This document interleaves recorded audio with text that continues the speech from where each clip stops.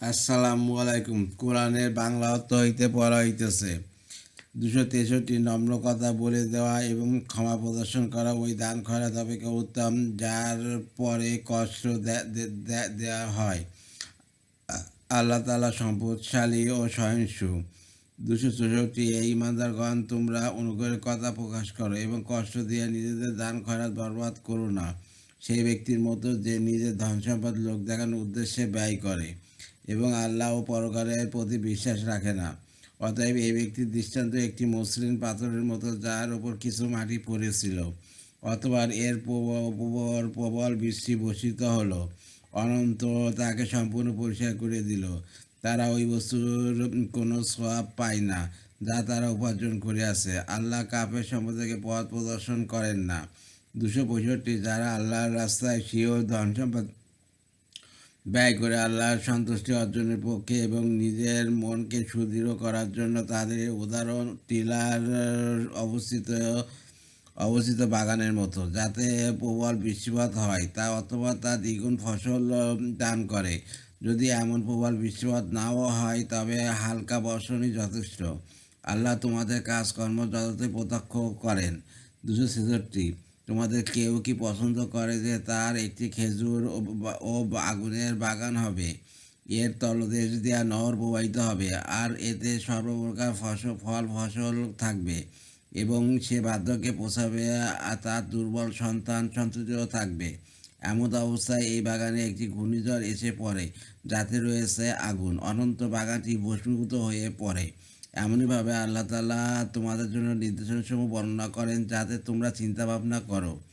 37 রুকু 267 হে ইমানদারগণ, তোমরা স্বীয় উপার্জন থেকে এবং আমি তোমাদের জন্য ভূমি থেকে উৎপন্ন করিয়াছি তা থেকে উৎকৃষ্ট বস্তু ব্যয় করো, এবং তা থেকে নিকৃষ্ট জিনিস ব্যয় করতে মনস্থ করো না, কেননা তা তোমরা কখনো গ্রহণ করবে না।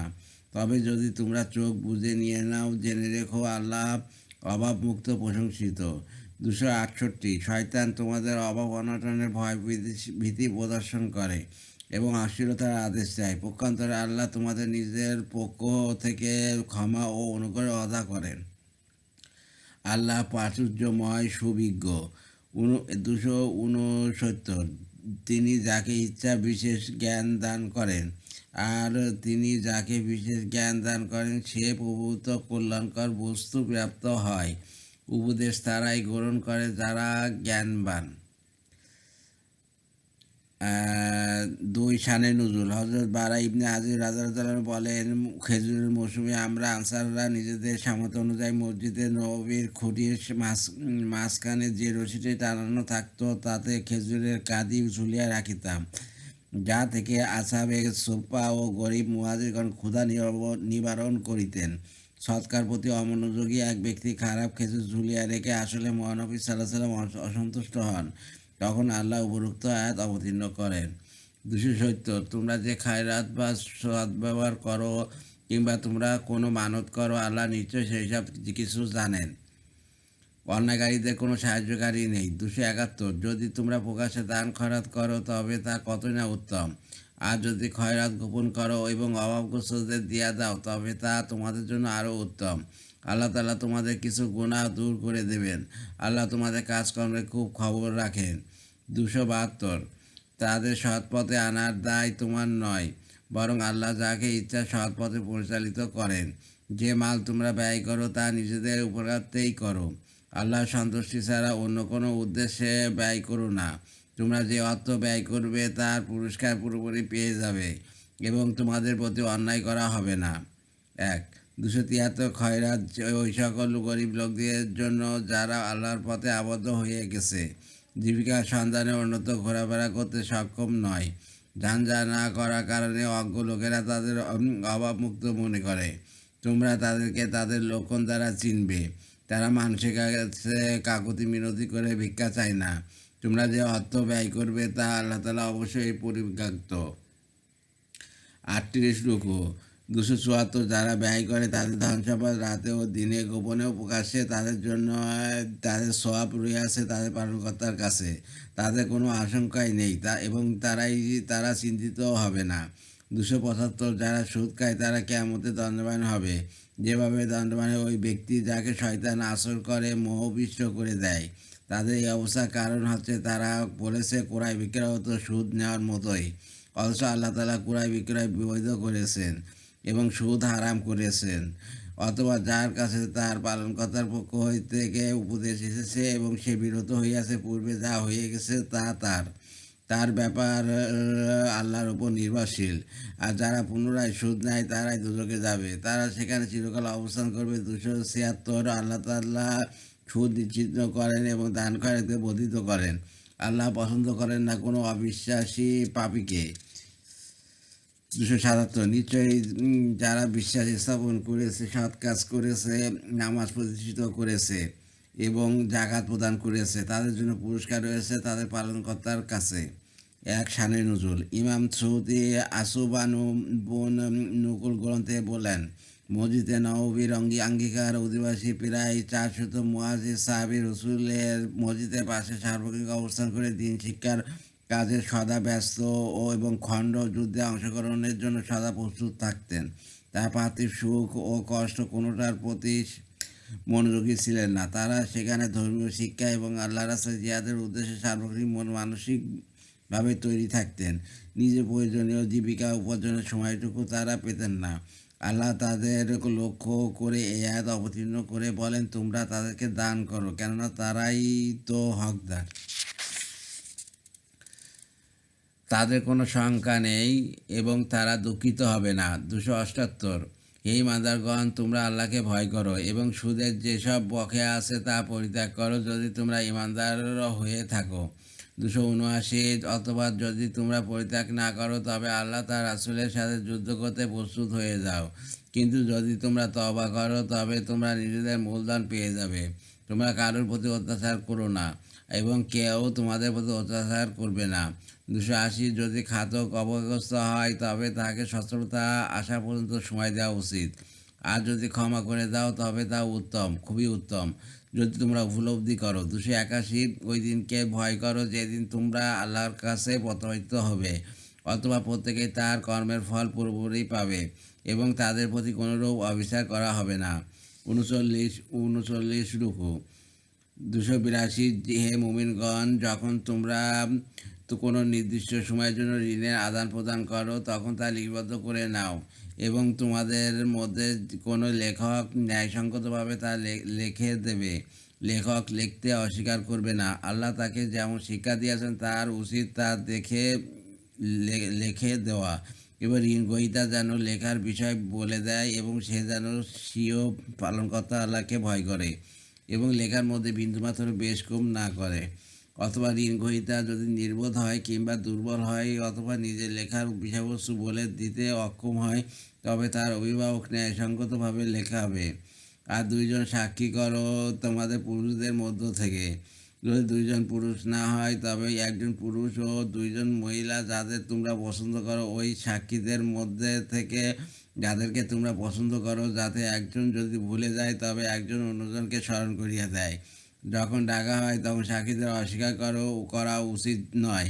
তোমরা এটা লিখতে অলসতা করো না, তা ছোট হোক কিংবা বড়, নির্দিষ্ট সময় পর্যন্ত। এই লিপিবদ্ধকরণ আল্লাহর কাছে সুবিচারকে অধিক কায়েম রাখে, সাক্ষ্যকে অধিক সুসংগত রাখে এবং তোমাদের সন্দেহে পতিত না হওয়ার পক্ষে অধিক উপযুক্ত। কিন্তু যদি কারবার নগদ হয়, পরস্পর হাতে হাতে আদান প্রদান করো, তবে তা না লিখলে তোমাদের প্রতি কোনো অভিযোগ নেই। তোমরা ক্রয় বিক্রয়ের সময় সাক্ষী রাখো, কোনো লেখক ও সাক্ষীদের ক্ষতিগ্রস্ত করো না। যদি তোমরা এইরূপ করো তবে তা তোমাদের পক্ষে পাপের বিষয়। আল্লাহকে ভয় করো, তিনি তোমাদেরকে শিক্ষা দেন।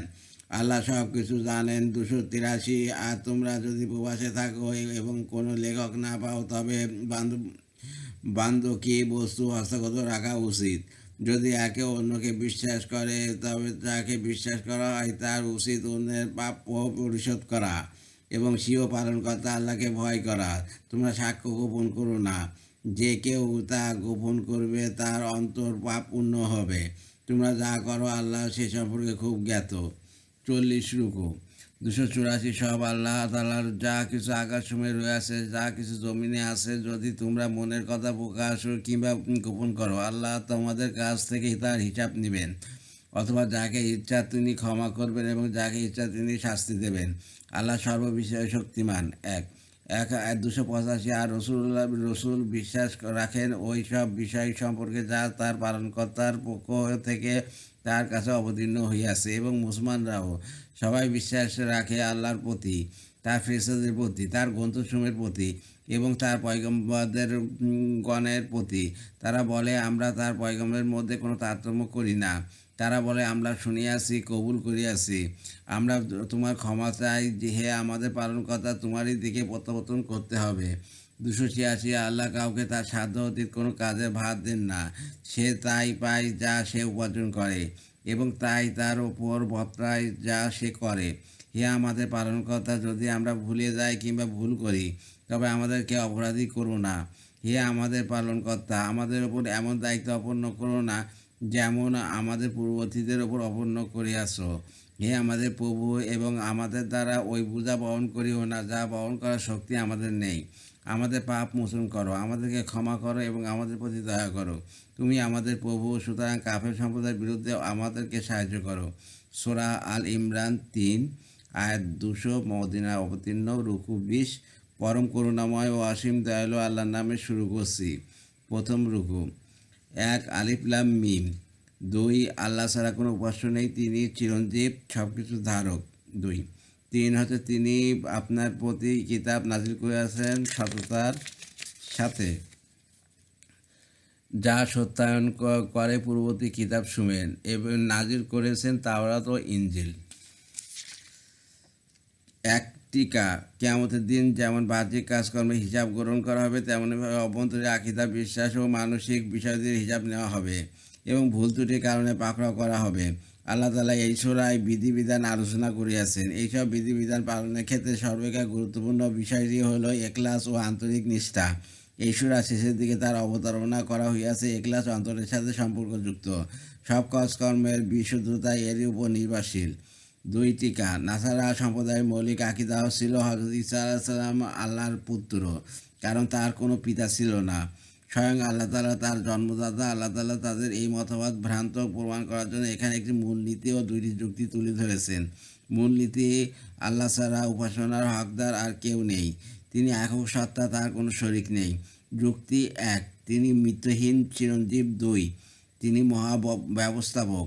সুতরাং যে মৃত্যুবরণ করে তা যার নশ্বর শরীর আছে, সে কখনো আল্লাহ কিংবা আল্লাহর পুত্র হতে পারে না। কাজেই ঈসা আলাইহিস সালাম আল্লাহর পুত্র নন। আলহামদুলিল্লাহ পড়া হয়েছে। আমার ইউটিউব চ্যানেল রিপন কুরাস, আর রিপন কুরাসকে আপনারা সাবস্ক্রাইব করবেন, লাইক কমেন্ট শেয়ার দেবেন, এতে আমি উৎসাহিত হই। আর রিপন কুরাস আমার ফেসবুক পেজ, ওটাকে ফলোতে রাখবেন। সবাই সুস্থ থাকবেন, স্বাভাবিক থাকবেন, আর আল্লাহ হাফেজ।